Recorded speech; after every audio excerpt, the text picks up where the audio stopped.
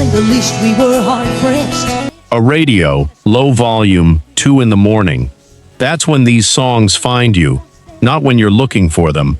Well, Mama watched you told me curl my hair. 10 songs, every fact checked against the record. Said to thine own self be true, and I sure that's a what. One was recorded the same month the singer's father died. Another was written about the wrong war, and nobody corrected it for 50 years.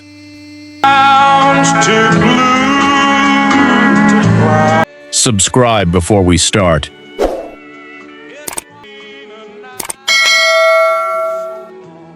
Because the story at number 1 involves a dying man who filmed his own goodbye on camera, then lost his wife of 35 years before the tape finished airing. The countdown begins now. I went skydiving. Number 10, Randy Travis, 3 Wooden Crosses. A farmer and a teacher.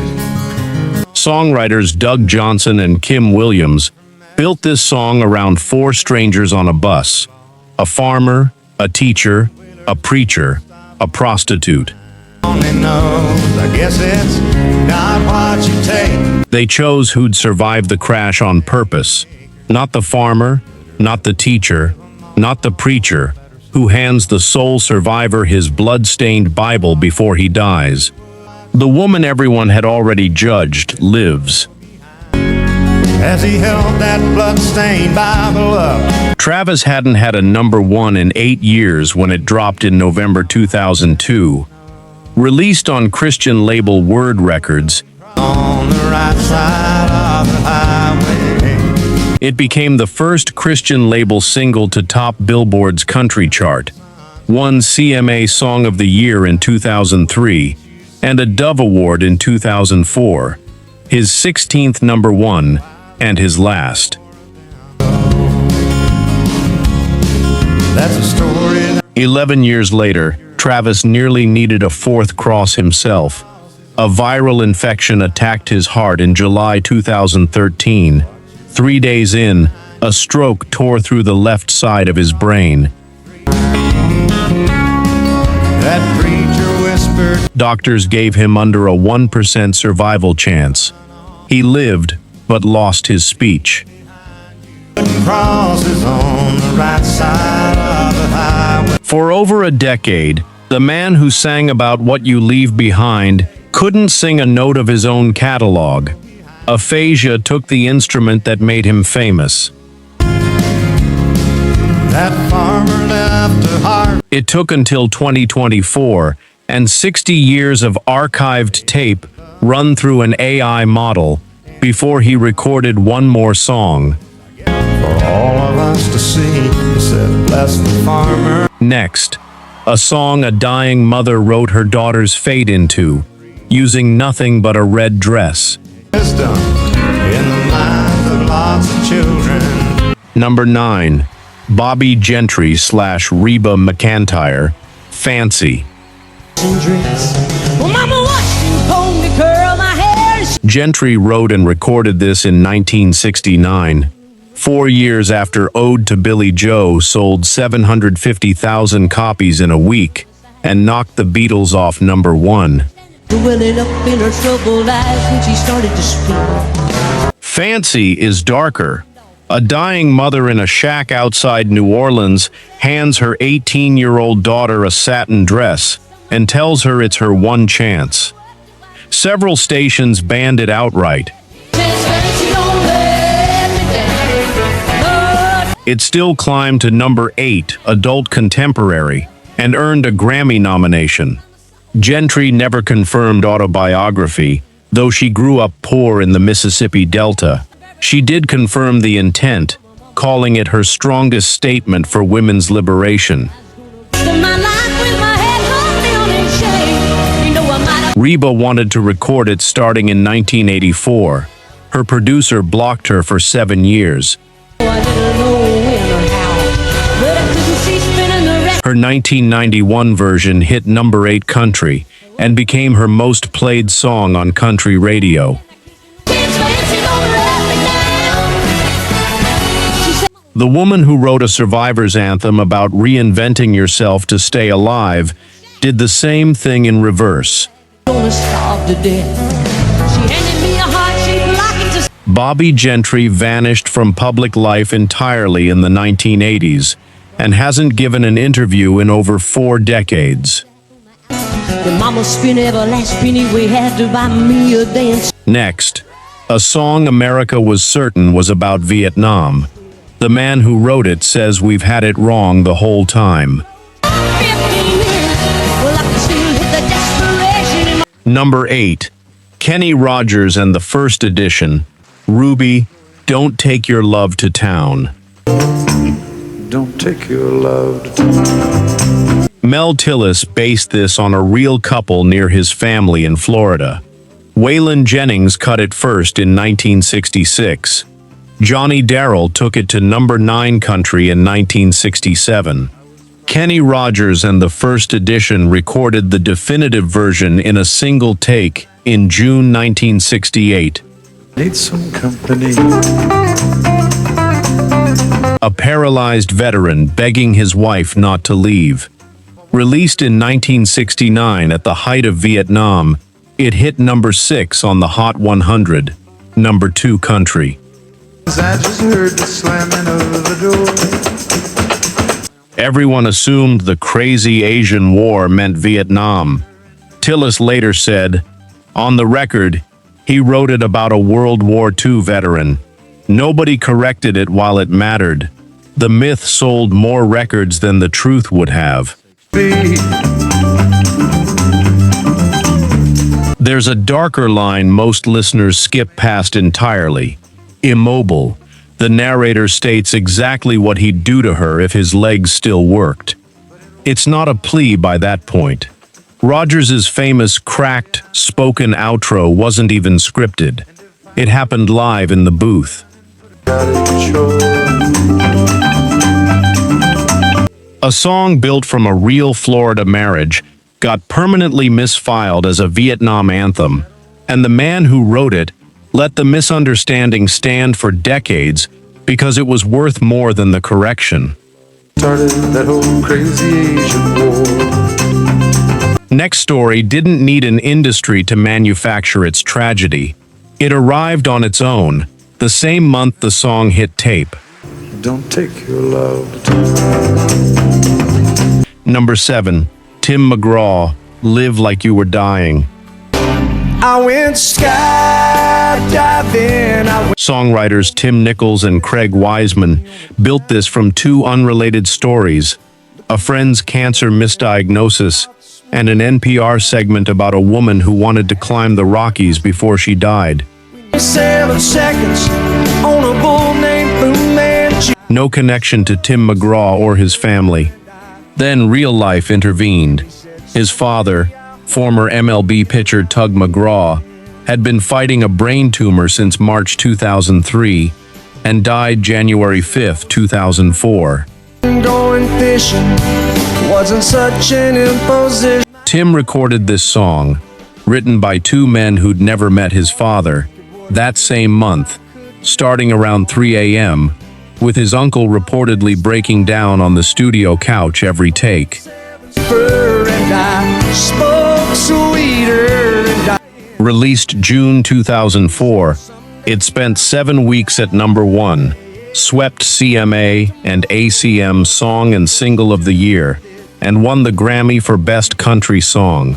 It sank in, this might really be the real end. Nearly everyone assumed it was written to order. It wasn't written for Tug McGraw at all. 2 strangers wrote a hypothetical about death, and timing turned it into a real eulogy nobody designed. 40s with a lot of life before me. We're halfway through. Stay. The next one cost a woman a fortune the night she said it, and made her one 20 years later. Skydiving. Number 6. Dolly Parton, I Will Always Love You. Always love you. Dolly wrote 2 songs in one day in 1973. Jolene, out of defiance, this one out of gratitude. For Porter Wagoner, the man who built her career and now had to watch her leave it. He cried when she sang it to him, called it the best thing she'd written, and let her go, on the condition he produced the record. It hit number 1 on June 8, 1974. Elvis wanted it next and had already worked up a version. The night before his session, Colonel Tom Parker told Dolly, "Elvis doesn't record anything without half the publishing." She said no and cried all night over it. Decades later, Priscilla Presley told Dolly that Elvis sang the song to her the day they finalized their divorce, walking down the courthouse steps. In 1992, Whitney Houston's version spent 14 weeks at number 1 and became one of the best-selling singles in history. The decision that felt like Dolly's biggest financial mistake is the exact reason she never worried about money again, because she refused to sign away half the publishing in 1974. Every dollar of Whitney's historic run stayed hers. Next, a song too heavy for radio in 1995. It took 28 years to get the recognition it earned on day 1. Number 5, Vince Gill, Go Rest High on That Mountain. Keith Whitley died of acute alcohol poisoning on May 9, 1989, at 34. Vince Gill started writing a tribute that year, then shelved it. He didn't feel close enough to Whitley to claim the grief. 4 years later, his older brother Bob died of a heart attack at 48, and that grief was undeniably his. He finished the song. Released August 1995 as the 6th and final single off the album, radio treated it as an afterthought, too funereal for daytime rotation. It barely charted. Ricky Skaggs and Patty Loveless, both from Whitley's Kentucky, sang harmony. Skaggs had started out playing alongside Whitley as a teenager. Radio's indifference didn't matter. The song found its real home at funerals, including George Jones's, and won the 1995 Grammy for Best Country Song. A song too sad for radio in 1995 didn't get certified platinum until August 2023, Gill's first platinum single ever, 28 years late. In 2019, he quietly added a third verse, decades after the fact, addressed specifically to his brother. 2 songs left before the final 3. Next, a man who should never have survived the car ride that killed him. Number 4, Hank Williams, I'm So Lonesome I Could Cry. Hank Williams debuted at the Grand Ole Opry in 1949 and got 6 encores, a first. 3 years later, the same institution fired him for drunkenness and missed shows. His last studio session, September 23, 1952, produced 3 songs that would all become number 1 hits after his death. The Silent Song, Colleague, Your Cheatin' Heart, Take These Chains From My Heart. His final single, released while he was alive, carried a title that reads like an unheeded warning, I'll never get out of this world alive. lights up a pearl. By December, chronic back pain had him barely able to walk. The doctor who injected him before his final drive had bought his medical credentials from a correspondence school. That lonesome way. Porters carried him out of his Knoxville hotel. Sometime after midnight on New Year's Day 1953, he died in the back seat between Tennessee and West Virginia, while his 18-year-old driver kept moving, unaware. He was 29. Across 6 years, Williams placed 35 singles in the country top 10, 11 number ones, 3 released after he was already dead. 20,000 mourners came to his funeral from 35 states. One of the most influential voices in American music spent his final hours in the care of a man with a fraudulent medical degree, exploited right up until it killed him, while the record sitting on the charts told the whole story in its title. That lonesome way. One song left before number 1. It belongs to a woman who told a friend, weeks before she died, exactly how she thought it would happen. The moon just went. Number 3. Patsy Cline, Sweet Dreams. Love me, it's plain. Cline recorded Sweet Dreams on February 5, 1963, exactly 1 month before she died. Friends recalled her talking about a sense of doom she couldn't shake, joking darkly that her third close call would either be lucky or fatal. On March 3rd, she played a benefit in Kansas City. Bad weather grounded the flights home. A friend offered a 16-hour drive instead. Patsy said she'd fly. Can't come true. Her pilot wasn't certified to fly by instruments and had logged barely 100 hours in the air. The plane went down 90 miles from Nashville. Everyone aboard died instantly. Dreams of you. She was 30. Her watch stopped at the moment of impact, and before crews could secure the site, looters stripped it. Her stage dress and that night's cash were never recovered. She'd released 3 albums while alive. Sweet Dreams hit the country top 5 as a posthumous single. Her greatest hits has sold over 10 million copies and carries diamond certification, despite never charting on Billboard's main albums chart. And start my life anew. In 1973, she became the first solo woman posthumously inducted into the Country Music Hall of Fame.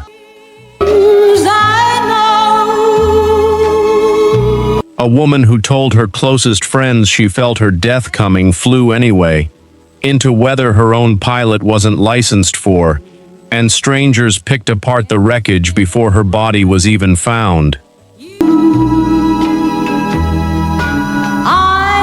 Now, the greatest country record ever made, by a man who tried everything he could to stop it from being released. Every night. Number 2. George Jones, He Stopped Loving Her Today.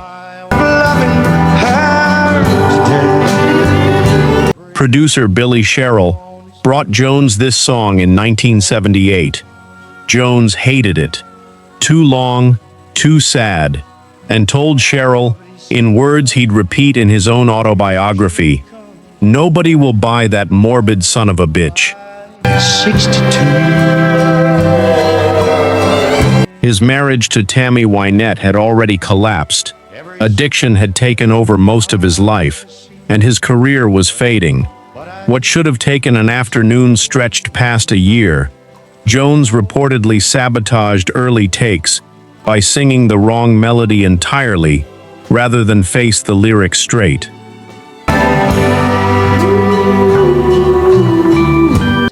Released April 1980, it hit #1 on July 5th. It won the Grammy for Best Male Country Vocal Performance, CMA Song of the Year 2 years running, and swept the ACM Awards. In 2008, it entered the Library of Congress's National Recording Registry. Through it all, The song Jones begged his own producer not to release saved the career, and very possibly the life, of a man considered bankrupt and unemployable inside the industry that made him famous. he was all dressed up. 3 minutes of music he was certain nobody would buy became the reason his story didn't end in 1980. And now, the one we told you about at the start. A place to read the law. #1. Johnny Cash, Hurt. What have I become? Trent Reznor wrote this for 9 Inch Nails in 1994, a confession of numbness with no connection to Cash or country music at all. When producer Rick Rubin sent it over, Cash couldn't hear past the noise until Rubin sent him just the lyrics, stripped bare. Cash sang it privately close to 100 times before recording it for real. I will let you down. Director Mark Romanek offered to shoot the video for free. Filmed in February 2003 at Cash's home and the flood-ruined House of Cash Museum, it shows a frail 71-year-old man, hands shaking, while his wife June Carter Cash watches him from the frame. Nobody knew they were filming some of her last footage. Have I become? June died 3 months later, May 15, 2003, at 73. Johnny followed that September 12, 7 months after filming, 4 months after losing her. I wear this crown of thorns. The video earned 6 MTV VMA nominations and 1 win. Rolling Stone later ranked it among the greatest songs of the century. Today to see if Trent Reznor has said watching Cash's version made him feel it wasn't his song anymore. The closing shot, an old man shutting a piano lid, has been read by millions as a coffin closing, though no one who made it has ever confirmed that. and you could have it all. A dying man filmed his own goodbye, lost his wife within the same season, and followed her before the year was out. Let you down.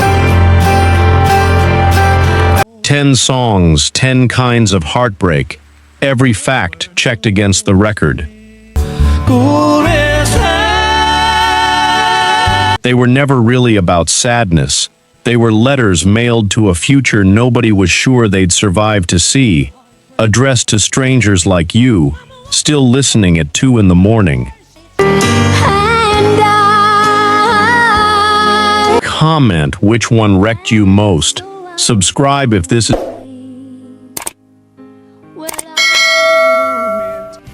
is your first time.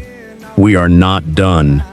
The music never lies, even when the industry does.